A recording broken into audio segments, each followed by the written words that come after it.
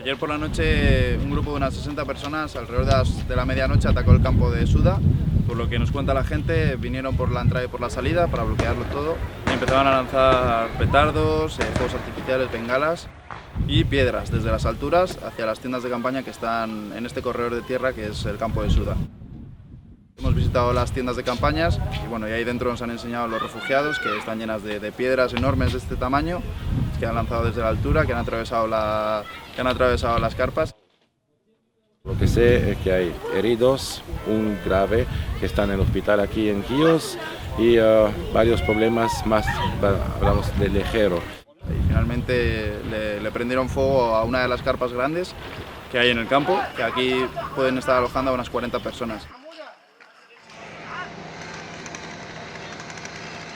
Han perdido sus pertenencias, su ropa, sus sacos de dormir, todo lo que antes podían llamar su casa.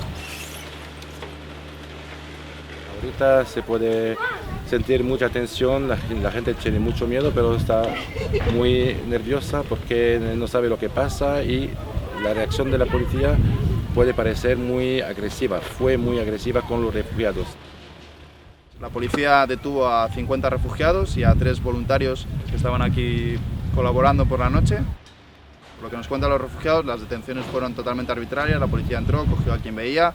También están denunciando agresiones y bueno, vamos a esperar a ver qué ocurre con los detenidos. El resultado es que tenemos tiendas completamente quemadas, población completamente traumatizada, ya tienen bastantes problemas en la vida. Esta mañana los voluntarios de la asociación CERS de aquí de Quíos nos han pedido también ayuda para distribuir sacos de dormir, mantas, ropa, todo lo necesario para que la gente que vivía dentro de la carpa que se ha quemado esta noche pueda intentar dormir un poco más caliente. Tenemos sol, pero hace mucho frío y la humedad tenemos casi 85%, así que el frío es una cosa muy importante.